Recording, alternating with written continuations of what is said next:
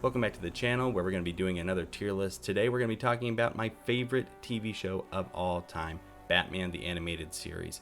The music by Shirley Walker is phenomenal, the voice acting is top notch, the stories are sad and somber, and Batman is exactly the way I like him.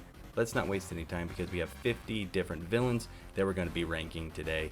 So let's go ahead and get started. Don't forget to like this video and subscribe to the channel to see all the different tier lists and other videos that we put out every Saturday. Let's get going. The first villain that we have is Man-Bat. He was featured first on the episode On Leather Wings. Kirk Lingstrom, Dr. Kirk Lingstrom, is the person who was Man-Bat at first. He does show up in another episode later on in the show, and it's not him but his wife, Francine Langstrom, who is Man-Bat in that episode. He also has a cameo in another episode called Tiger Tiger, but Man-Bat has always been one of my favorites, probably because I actually had an action figure of this toy growing up. He doesn't have a lot of personality when he is the Bat, but he has an awesome design. His name works too as just the reverse of Batman. I'm going to go ahead and put him in A tier. We don't have to get very far at all to get to our first S tier villain, the Joker. And his best incarnation ever as well, voiced by Mark Hamill, Luke Skywalker himself, coming in and just giving such a great performance. The Joker gets to be super varied when it comes to the show. In some episodes, he's more jokey and everything, but he's always a legitimate threat to the people that he is around. There's parts of the show where he's like kidnapped kids, and you honestly are like, well, if Joker had his way with this kid, he would blow him up. It's not really fair to say Mark Hamill's the best Joker out of all of the Jokers because of just how much Joker he's been able to do, but he is. Just hands down, best Joker, especially if you're going to count the movie work that he did with Mask of the Phantasm and Return of the Joker. Just great performances. The Scarecrow, Jonathan Crane, is next up for us to rate. If you don't know about Scarecrow, he uses gas to make people live out like their worst fears. And in the show, and most of the time, he's either getting revenge on people who have wronged him or just stealing money. Usually he's seeking some kind of revenge. When you see him in the first episode that he's in on the show titled Nothing to Fear, he's getting revenge against like the school that has, wronged him. And again, he has a great design. I'm going to try not to just say that for every single character, but the design of all the characters and just the world in general in this show is just got such a vibe and a feel that makes it fun to get involved in. The Scarecrow is not a legitimate physical threat to Batman, which means he's always got some thugs around with him. And it is always fun to see him have to deal with his own fear toxin eventually. So I'm going to go ahead and put Scarecrow again. He's going to be A tier. Not quite S tier. He has a super cool design change when they went to the 4th season of the animated series. But just based off of the one that is the standard for the animated series itself, I think I'm going to go A tier for the Scarecrow. Poison Ivy is going to be another A tier villain for me. She was the featured villain in a book on tape that I had growing up, so that's probably why I like her so much. And again, we had the action figure for Poison Ivy. She's an eco-terrorist who cares about plants more than people. And it's a fun one to have to watch with your kids because they're like, wait, should they be burning down the rainforest? And you're like, no, they shouldn't. But she shouldn't be turning those people into trees either, because that's the kind of stuff you get to do with Poison Ivy in the cartoon. And really, I want that to start happening in the movies. We are obsessed with a realistic Batman in live action. And I'm excited for the day that the pendulum's going to swing the other way and we can have some more fantastical. I don't mean like a joke. It doesn't need to not take itself seriously, because the show definitely takes itself seriously, even though there's a lot of stupid one-liners and there are times where there's levity that comes in. The stories and the emotions that come through it, you are supposed to feel for all these people. Like almost every single villain in the show, like excluding the Joker, has actual motivation and feelings, and you can sympathize with them. And that is something that is a cool thing about Batman's rogues gallery. You can sympathize with them, and Batman does sympathize with them, and he is genuinely trying to help these people get what they need to, be able to get over the trauma that they've suffered, because there's just a lot of trauma in the Batman mythos. And so yeah, anyway, Poison Ivy, she does cool stuff like turn people into trees and have giant plant people, monster things that fight Batman. Anytime Batman can fight something that's not a person so that he can kill it is always exciting on the show. Robots, plant monsters, a non-living, breathing thing. The next two are some weird throw-off villains that I'm not even sure 100% if they're ever in the comics or anything. I know this guy, Boss Biggis, isn't, but we're not at him yet. Right now we're talking about the Sewer King, who is just a despicable, messed up guy when it comes to what he's doing. He is the boss of an underground, like, child slave labor camp that is just under Gotham City. And the fact that it was going on and Batman didn't know about it is kind of crazy. But he's got like 30 kids that live under the city that he is in charge of, that he is using them to go and pickpocket for him. He has like 4 alligators at least. In watching the show, the number of alligators that he has in his possession is not like, nailed down. But he's got a lot of crocodiles or alligators that Batman has to fight. And it's really a good episode, especially because you see Batman's anger towards this guy with what he's doing. Because like people who want to like freeze the city or turn everybody into plants or mind control, like that stuff is so like not realistic. Sometimes it's easy to forget like how messed up it is, that what is going on. But in this one, it's like, man, this guy is just turning kids into his slaves and like using them to gain like wealth. And we can say like, oh, that's very realistic and something that happens. And Batman in the episode says that it's for the courts to decide what happens to people, but at this time he really just kind of wants to kill the guy. He doesn't, because Batman in the show is the best. But let's go ahead and rate him himself. I'm going to go ahead and put him at a D tier. He's not awful, but like there's not any other stories you can tell with him. It's not like you can have a second time that he's in the city. Boss Biggis is going to be an F tier villain. He's like comically huge and always eating. Like that's like you can see like even in the picture, like he's got stains on him from the food, and he's like eating ham and chicken legs all the time and just talking about how lazy the people are around him. In this episode, he is again dealing with kind of real world issues more so. He is running a slave labor camp, again another one that is abducting homeless people from Gotham City, and Batman finds out about this and goes undercover to try to figure out what's going on, and he actually gets hit on the head so hard and taken to the camp that he has amnesia and doesn't know that he's Batman and everything. And so it's this episode, even though he as a villain is really low, is a fun episode to watch with some really memorable music that just gets stuck in my head.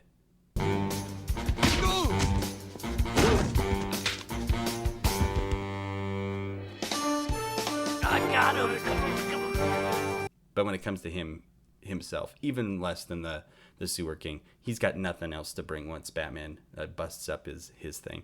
So he's going to be an F tier. Now, there are quite a few people on this list that are just like gangsters. Rupert Thorne is our first one here.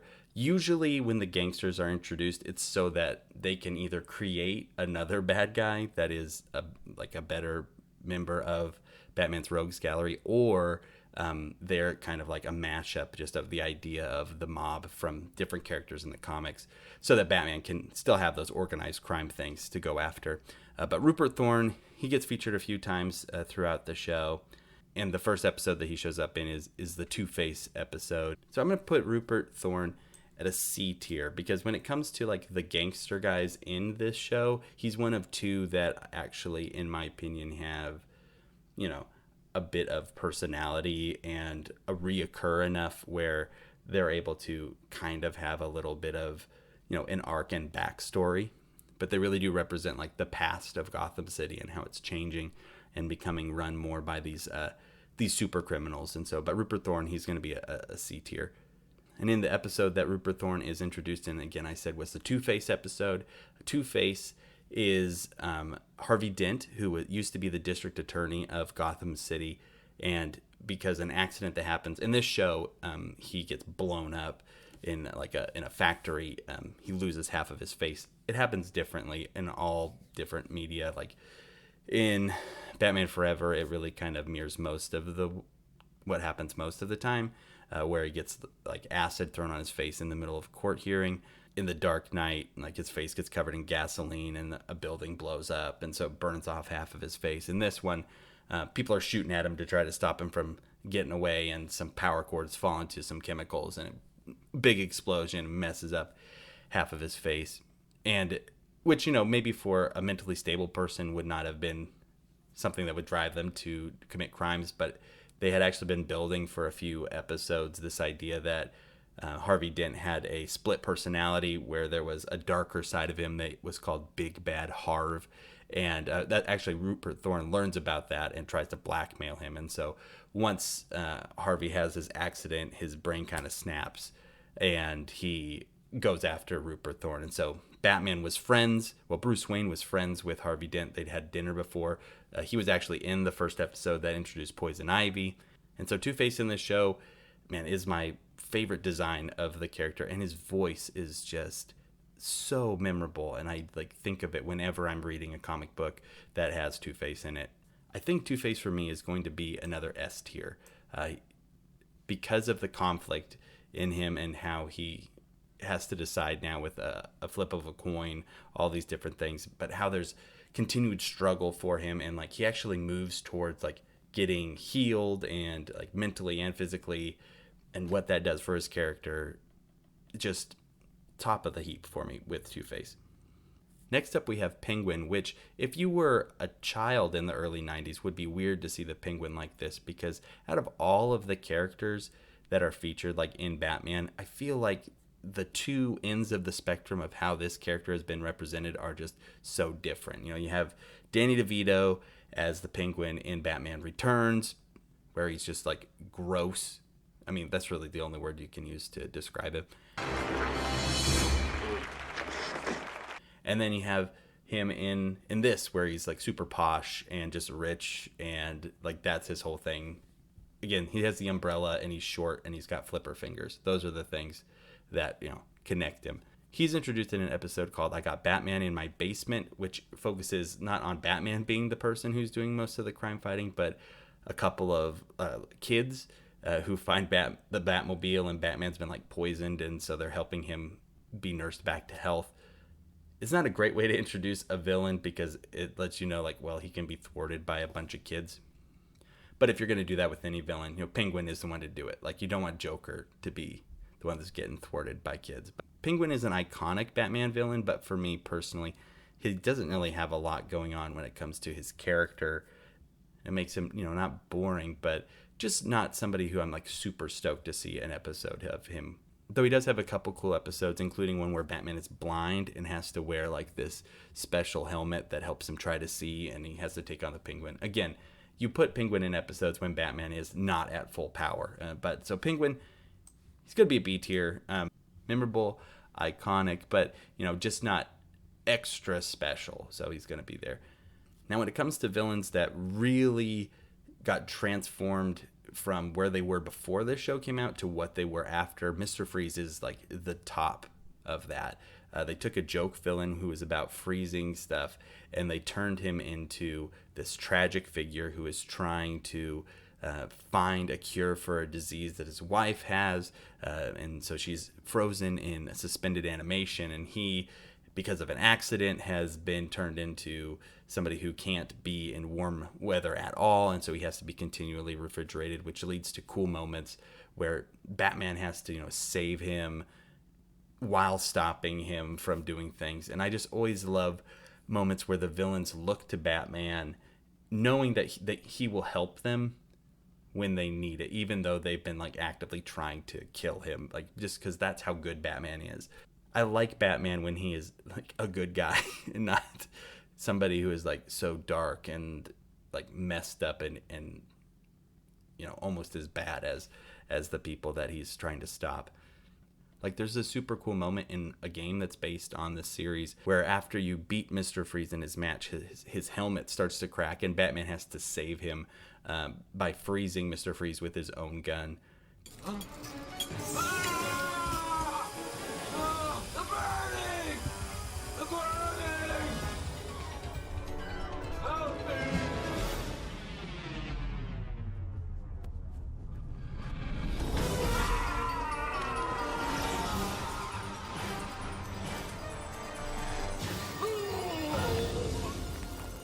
look at that design. That helmet and that space-looking suit, super cool. Mr. Freeze is S tier for sure. Now, they do front-load the series when it comes to like getting the good people out there. And good thing, too. Otherwise, it'd be all S tier. But we got Catwoman next and Selina Kyle. To say she's a villain, I think in most of the episodes she's in, she's not even like a villain. She's just, she's kind of going against Batman. And there's some episodes even where they're just teamed up together or where Batman is going to save her from different things. But when it comes to her character itself, Selina Kyle in the show gets the most development that she's ever gotten in like a form of media that's not the comic books. But she's going to be an S tier for me, just for sure. S tier for Catwoman. Up next, we have Red Claw, who is featured in the same episode that Catwoman originally shows up in. For me, she just doesn't do much. I don't really like her design. Her character is just pretty boring. And she is only in the show. She doesn't show up in any comic books or anything. She's got like one more episode but for me, she's going to be below this guy because she doesn't have any alligators, but above this guy because, well, she's not Boss Biggis. So now when it comes to bad guys who, aren't super known or anything or like fantastical or anything, this guy is pretty cool. Lloyd Ventrix has a suit that makes him invisible, which essentially makes him like the newest version of the Invisible Man that Universal put out. And he is doing creepy stuff in this, just like the guy in the movie does. He's estranged from his family, and his daughter doesn't like know who he is or anything because he's, to quote her mom, a bad man. He's been in jail. Obviously, the wife doesn't feel like safe with him in there, but he has found out where they live, and he is wearing the invisibility suit and like is pretending to be the daughter's imaginary friend. And he keeps bringing her things, and eventually finds out they're going to try to move, so he won't be able to know where they are anymore. And he doesn't take very well to that. And so Batman fighting this invisible guy, which, again, I like this version of Batman because he doesn't always just have what he needs right off the bat to beat people, but he figures it out. He's smart, and he does detective work and knows about like what's going on in the city and with the company that he owns. And it's a satisfying story as a whole, and a cool bad guy for Batman to have to go up against. But like once Batman's on a fair fight with him, you know Batman's got him beat. And so this guy is definitely better than Rupert Thorne. I think I'm gonna even put him up into B tier. His episode is super memorable, and especially like as an adult. Like as a kid, it's maybe not as creepy, but like as an adult, like it can stick with you. Ted Dymer, better known as the Mad Bomber, is our next one. And as a villain, he's not super memorable. He's just like some guy who owns like a toy shop, but he is recreating bombs and stuff that are tied to an old TV show called The Grey Ghost. And so this episode is called Beware the Grey Ghost. And this episode's a lot of fun because the voice actor for the Grey Ghost, the superhero that was from TV when Bruce Wayne was growing up, who he watched and kind of used as inspiration when he was creating Batman, at least in the TV show, is voiced by Adam West. And so the Batman from the 60s TV show comes in and does the voice for this proto-Batman type character and goes on an adventure with Batman to try and figure out what is going on. And so the episode's really cool, but it's not cool because of the bad guy that's in it. He's just like a guy who's setting bombs places, and because of that, I'm really trying to not have it be like the episode. But I think I'm going to put him above the crocodile guy because at least, he has a plan, and it's not just like using children as slave labor, which is not great. It's bad. We'll just say it's bad. Child slave labor, bad. I know I know that might seem like a bit of a hot take for some people, but we have another F tier here, not quite as low as Boss Biggis, but Nostromos is a guy who pretends to be able to tell the future and tricks rich people into giving him money. And that's his whole thing. And the best thing about him is that his hair is a wig, and that's a joke. This is pretty much a joke episode, but plays into the idea of rich people being scammed with fear and everything. And so, timely, I guess. So next up we have Roland Daggett, who is like a corrupt businessman, not really a mobster or anything, but kind of serves that same role. He does like a pharmaceutical kind of stuff, and he is a big part in the creation of Clayface. He's voiced by Ed Asner, which is cool. You might know Ed Asner as Carl from Up, or as Santa Claus from Elf. But anyway, he is a bad guy here, and he leads to the creation of Clayface, which is one of my favorites. But he himself is just just a means to an end.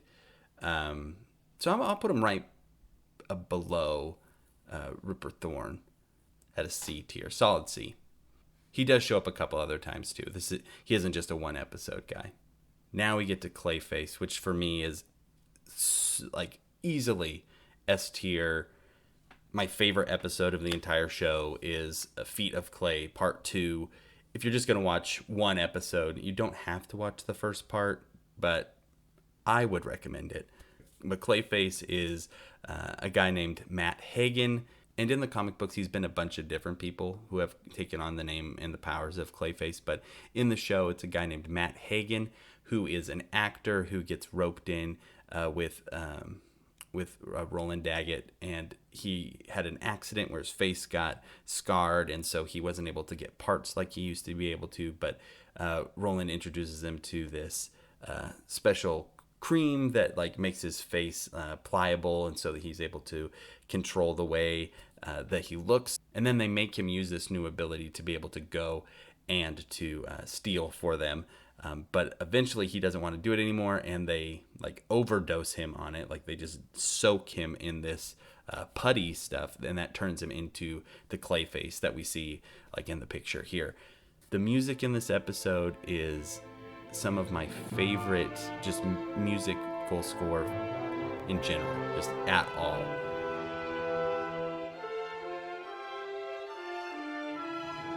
And the conclusion to the episode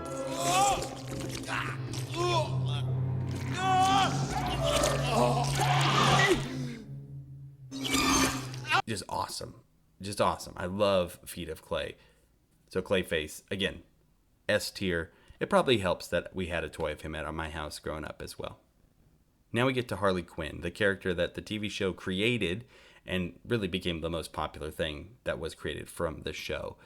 In the show, she serves as the Joker's henchwoman, though her personality very quickly is realized to be like very good and very funny, and she becomes a character of her own.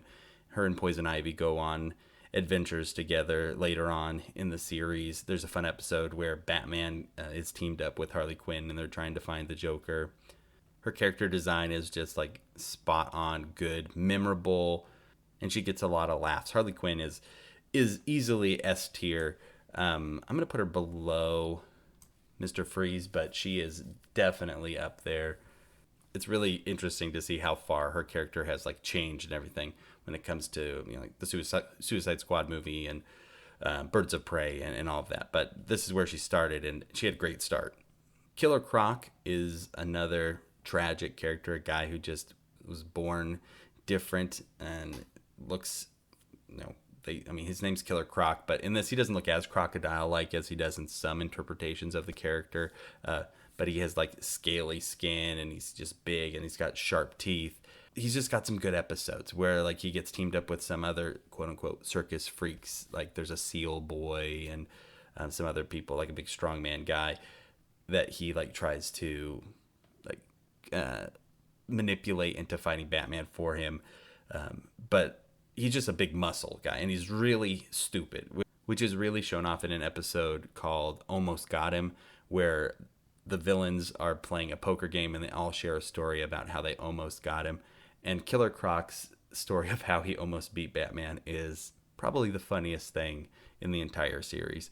He was getting closer. And? I threw a rock at him. It was a big rock. He doesn't have like a lot of depth, but he surprisingly, like for just being a heavy, like a character that's just supposed to be strong, he's got, a lot going on and some real heartfelt episodes that go along with it. Like really, you need to watch this show. I don't know why you wouldn't. I know you might think it's for kids, but these stories are just good. There's good stories. So Killer Croc is going to be an A tier.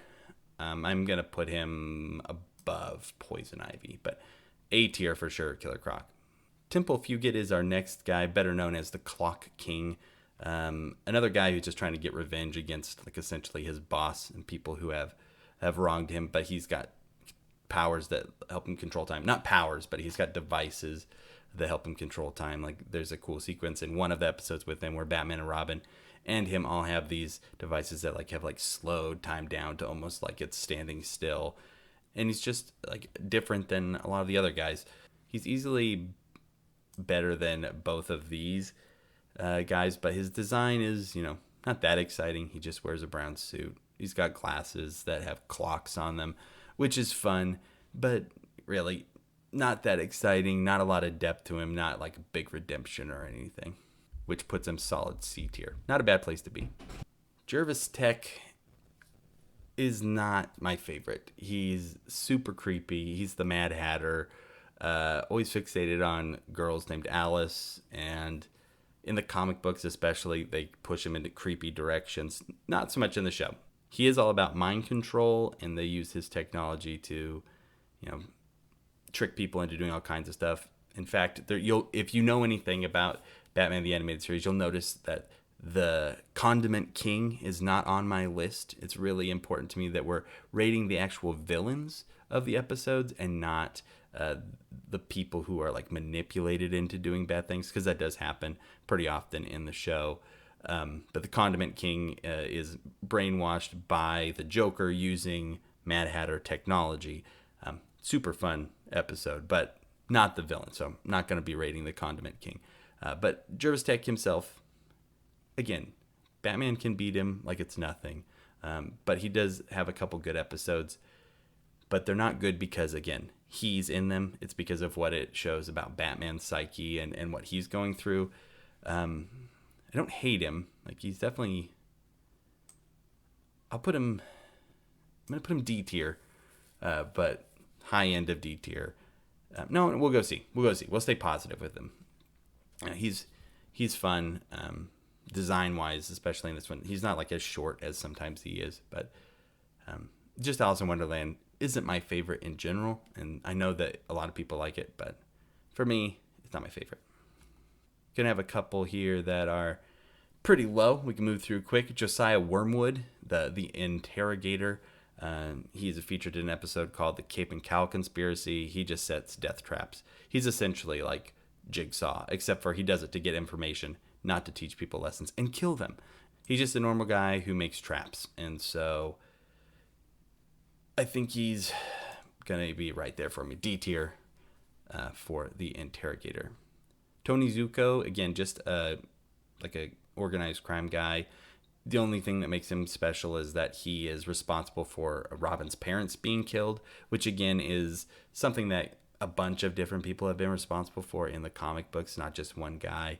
Like even in, Batman Forever, Two-Face is the one who kills them. So he doesn't do much for me when it comes to him as a villain. He plays a big part in Robin's story, but as a villain, not very exciting. I'm going to put him above the interrogator because at least he's got some weight behind what he does. Coyote Ken is a ninja and a guy that Batman knows from when he was in Japan training to learn martial arts and everything. But now he's just become a thief, and so it's a fun episode because you get to see some earlier parts of Batman's training. So you get young Bruce Wayne stuff, and you also get Robin showing up and actually saving Batman, which is something the show's not afraid to do. Batman needing help from other people. Too often Batman's just shown in different stories as being like all-knowing and not needing anybody's help, but I like it when he needs help and is able to grow his Bat family. So anyway, Robin helping him makes the episode fun, but he's just a ninja who is a thief. Now, ninjas are always cool, so I'm gonna put him above. No, I'll put him below the Sewer King. The Sewer King's got I got a soft spot for this guy, so Sewer King's gonna stay there. But we'll put a Coyote Ken right there. Hugo Strange, he kind of finds out who Batman is and everything, but again, I just don't like him as a bad guy. He's pretty boring compared to, Joker and Mr. Freeze and Man Bat, and he's just like a psychologist or psychiatrist or whatever, and he's used better in different Batman stuff, like in the Arkham games. Like he's pretty good in Arkham City, which is the second game in the Batman like Arkham series that came out.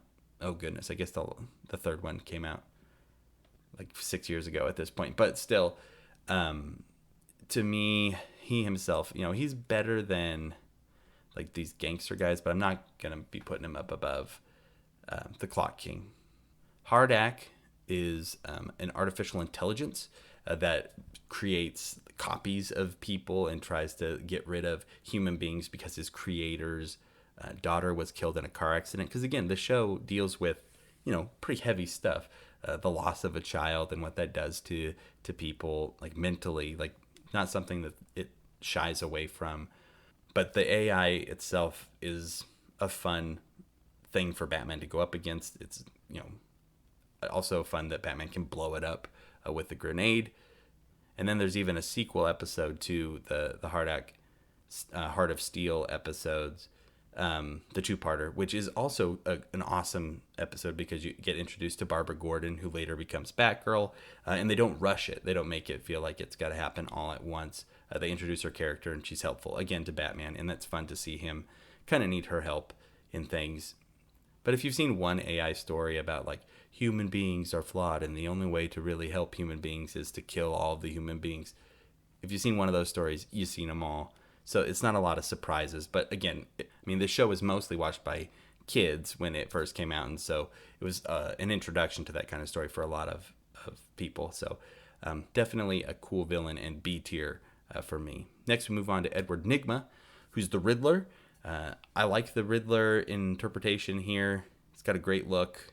Lots of cool games that he plays against Batman and Robin. They get stuck in like an amusement park maze that has like death traps and everything. The maze of the Minotaur, which was a thing that would happen in the 90s a lot, where a video game would show that, young people are useful because they know about video games, and Robin knows about the game, and so he's able to help Batman. But the Riddler is a fun character, and I'm going to easily put him up at B tier. He's got, again, some good episodes. Cameron Kaiser is our next guy to rate. He's from the episode Joker's Wild, and he makes a casino that is themed after the Joker, and the Joker doesn't like that, and so Joker tries to come and shut him down and everything, and so him and Joker are both villains in this episode. He's not great. He's just a thing to get the story going. I'm going to put him right there, F tier. Take him or leave him. I don't know why you even need to bother like having it be somebody that we don't already know. Like make it Rupert Thorne or something. Emil Dorian is the bad guy in the episode Tiger. He creates animal-human hybrids, kind of like the island of Dr. Moreau. Catwoman is in this episode. She gets turned into a cat person, and Batman goes and tries to save her. Winnie the Pooh does the voice of his wolf guy, or not wolf, his big cat person named Tigress. And again, this is a story that ends pretty down in the dumps, but is a decent one-off episode, and not the kind of Batman stuff they really see pushed forward nowadays. But again, it's pretty fun. But Emil himself, he's not super memorable. It's not the thing you remember about the episode. You're like, oh, that's the one where Catwoman turns into a cat person. Not the one where you're like, oh yeah, that's the one with Emil Dorian in it. So he's going to kind of ride here in this forgettable territory. I'll put him above Tony Zuko, though. And so he'll live right there in the middle D tier. Now we get two kind of like animal transformation episodes back to back. This next episode is called Moon of the Wolf, and it has two villains. The first one is like a super athlete guy who takes steroids, but he doesn't want to get caught, and so he uses a special kind of steroid developed for him that has like wolf, they say wolf estrogen, and it turns him into a werewolf eventually. And so he's a bad guy in that he's doing the bad things, but also kind of being manipulated, but not entirely. So I was comfortable with putting him on our list here. His name is Anthony Romulus. He's got a great design, and this episode's got like a electric guitar kind of motif going with the music. I'm gonna put him the werewolf just because like how kind of scary it looks. Like really, its mouth is super like just stretched out, and it's always like drooling, and it's trying to kill Batman the whole time, and it gets struck by lightning. So it's good stuff, good werewolf stuff in this one. Cool transformation scene too. Like it, anytime transforming into a werewolf looks painful, it's way more exciting than someone just like poofing into a werewolf, you know. Like American Werewolf in London, super memorable, and that super holds up today. Now he is turned into a werewolf by a guy named Achilles Milo. He's pretty lame, and he's got a dumb haircut, a super bowl cut.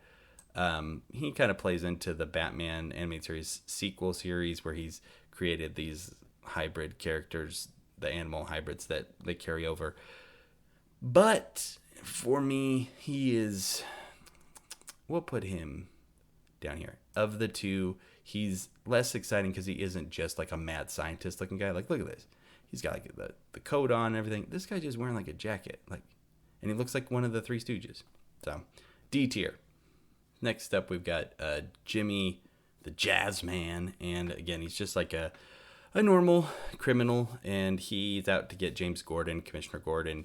And Batman doesn't like that. So they fight. And he tries to break into the hospital to kill him while he's, recuperating. But, Batman stops him. Not a lot going on there. I'm going to put him above there, but he's an F tier for me.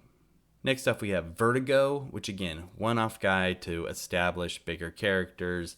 He used to be a member of the Society of Shadows and has created a splinter group. And when Batman meets him, he doesn't really know anything about what's going on, but he stole some stuff from Bruce Wayne. And then this mysterious lady named Talia shows up, and they team up, and they beat this guy. But then Talia steals the stuff from Batman, and it's all just to start off the story and the romance between Talia al Ghul and Batman, and the relationship of Ra's, or Ra's, they call him in the show, Ra's al Ghul, and Batman. And so those guys are cool. Those characters are fun. This guy is nothing. He's got like a special eye patch that makes you get dizzy. So, dizzy eye patch will go above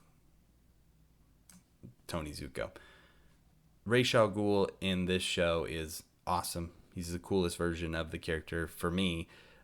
He gets to be in an episode where he tells a story about Jonah Hex, which is a fun episode. Any episode of this show that doesn't have Batman as the main character, you might think is bad. You might be like, where's Batman? But they're usually pretty fun episodes. And so that one is pretty good. I mean, Batman is in it, but not very much. I'm going to put Ra's al Ghul above Catwoman up there in S tier. Talia, love interest for Batman, is like, imagine Catwoman. Like, if you don't know anything about Talia al Ghul outside of like when she shows up in The Dark Knight Rises, imagine Batman and his relationship with Catwoman, but if Catwoman was even more bad. That's kind of Talia al Ghul. In the comic books, they have a kid together, Damian, who became Robin later. So yeah, lots of complicated stuff going on in the Batman comic books. But in the cartoon, Talia is cool. She's gonna be at A tier, right there below Poison Ivy for me. Montague Kane is in an episode called Zatanna. Zatanna is like a magician lady in like wizard kind of person in the DC Comics, and he is a guy who just like tries to debunk magic and stuff. And so whatever, his name's Montague. I mean, if your name's Montague, that's cool.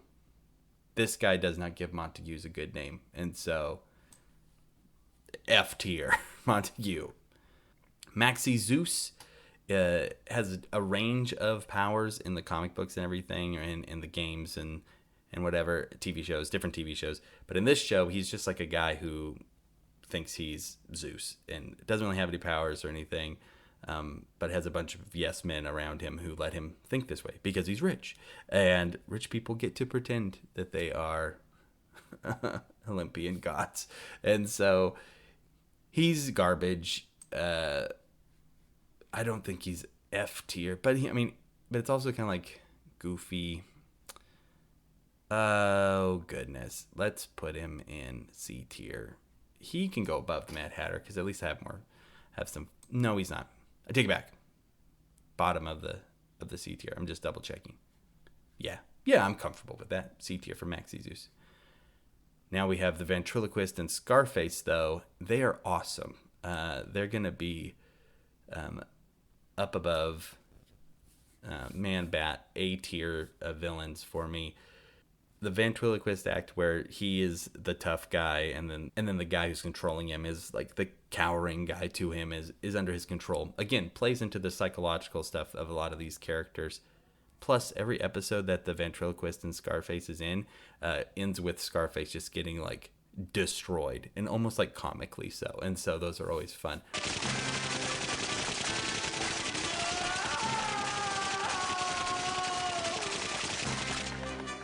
Like I said, when Batman kills a giant plant or kills a robot or blows up a little ventriloquist doll, always fun. But those guys are great. Voice work on them also is super cool, especially because it's like the same guy doing both voices and they're so different.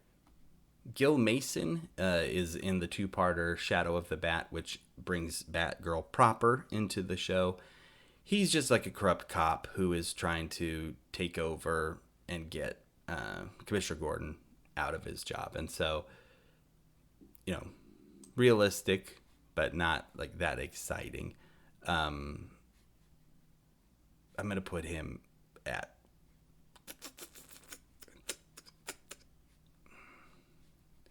he's a F tier. Again, you don't watch that episode because of him. You watch it because it's Batgirl and she shows up.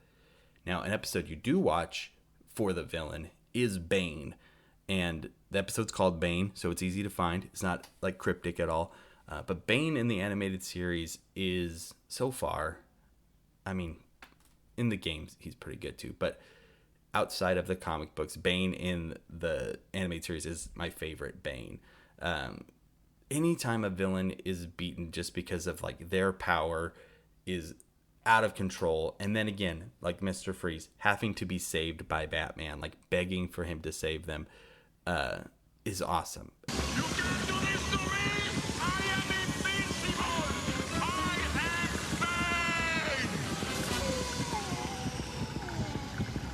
Bane! And the end of this episode is one of my favorite moments in the entire show. It's up there with the Clayface episode, and this Bane is going to be A tier, top of the A tier. Now we come to Baby Doll, and Mary Louise Doll is her name, and she was the star of a sitcom, and the sitcom got canceled, but she is like small, like she looks like a child, and she hasn't really got over that, and she goes around kidnapping people to try to recreate the show. And I do like her character, and I like how her episodes are different. Again, Batman's going to handle a situation where it's this little girl, or someone who looks like a little girl, but is actually a full-grown woman. A lot like in the movie The Orphan, if you've seen it. But she's got some fun episodes, too. You would think maybe there would just be the one, but she teams up with Killer Croc in a later episode, which is an interesting dynamic. I like it when bad guys get teamed up with each other. I'm sure I'm going to put her in B tier. Her episodes are always a lot of fun, and so Baby Doll B for sure. Lockout is not a very fun guy for me. He's just like he used to be like a prison guard, police officer situation, and now he just like puts on his little outfit and goes around with a chain and like beats up bad guys. I guess it's always like kind of like gray area when it's like Batman is stopping people who are essentially doing what he's doing, but they just are worse at it. And so not fun for me. I'm going to put Lockout there, D tier. Now we have Grant Walker, which I think is supposed to look like Walt Disney. He like finds out that he's like getting old and getting sick, and so he pretty much kidnaps Mr. Freeze, or takes Nora and makes him develop technology that will help keep him alive, and essentially turns him into a Mr. Freeze also. He's a wannabe. He's F tier, but I always do like episodes where the bad guys have to team up with Batman to try to stop somebody else. So the episode itself is actually pretty good, but him, not so much. The same is going to go for the next two guys on our list. They're from an episode called A Bullet for Bullock, which is about one of the detectives. He's like a rough cop named Harvey Bullock, one of the best supporting characters in all of Batman, if you ask me. But these guys are trying to kill him, and they're trying to figure out who's out to finish him off, whether it's this mob boss, which is the first guy we come up to, Vincent the Shark Starsky. And again, he's just a normal dude, which is our F tier should have just been normal dudes. But then we wouldn't be able to put Boss Biggis in it. So, but he's really a nothing for me. So I'm going to put him right there before Nostromos. These guys are just all so forgettable. And then there's these two guys who are so bad that they're almost good for me. And you would think in the episode that it was the crime boss who wanted to kill him, but it actually was his landlord. So we just spoiled that one for you. Sorry about that. But he's the actual villain, and his name's Nivens, and he's just mad because Harvey Bullock is an awful tenant and rude, and that's why he's trying to kill him, which is a fun twist. But as a bad guy, again, not much for Batman to go up against. I'll put him, but it's a nice surprise too, so he can go top of F tier. Here's our only triple threat as villains. These guys are called the Terrible Trio. They are just some frat boys who put on these animal masks and do crimes. And to me, it's pretty boring, but satisfying to watch them get beat up and everything. So I'm going to put them in D tier. Enrique El Gancho, I'm sure I am pronouncing that 100% right. They call him Ricky the Hook. Also, it's a guy with a hook for a hand. I don't like him. F tier. Firefly is going to be our last character that I actually kind of like that is on the list. Again, not very many left, so that's not too bad. He just flies around and sets stuff on fire. So I'm going to put him above those two guys, C tier. He gets used well in other things, and he is the villain in another fun episode called Legends of the Dark Knight. But again, an episode where Batman's not heavily featured as a character, just more people talking about him. Calendar Girl, who is not associated with the Batman villain Calendar Man, who is a serial killer who does crimes on holidays. Calendar Girl was a supermodel who she says she was horribly maimed, and then she kind of went a little crazy, but then there's a twist, but she's again not really doing a lot for me when it comes to being that exciting. I'm gonna put her I'll put her D tier, and she's better than the Interrogator, sure. I don't hate her, and she's got a cool look, and she wears different. She's got like a summer, a winter, a spring, and a fall costume changes, which at least keeps it interesting. And who knows? I guess they might have just been doing that to sell more toys, but I like it. It's fun to have variety. Then we have Clarion, who has magical control over a character named Etrigan, who is a demon that ties back to the story of King Arthur and Merlin. And so, not a great one to go out on. He does sign to the comics quite a bit, but this kid, it isn't important. The character that he's controlling, Etrigan, is way more important than this guy. So I'll put the Demon Kid right there. All right, and that's going to do it. There is my tier list for Batman the Animated Series. I was really looking forward to this one. I really enjoyed the homework that I did because I went back and watched a bunch of episodes I had not seen in a long time. If you have not watched this show and are interested at all based off of this, you should watch it. And if you don't know where to start, I would just say Feet of Clay is a good start. The Mr. Freeze episode, Heart of Ice is also very good. Or of course you could start with the first episode that they produced on Leather Wings. And if you are a fan of the show, go ahead and let me know what your favorite episode is in the comments below, or let me know who your favorite villain is down below, or let me know which person I put in the most wrong spot, because I know you want to say it. But if you did enjoy the video, please, if you could subscribe to the channel, it would be awesome. Help me out. Help me reach 150 subscribers. I appreciate you sticking around till the end. I hope you have a great week. We'll see you next Saturday with our next video.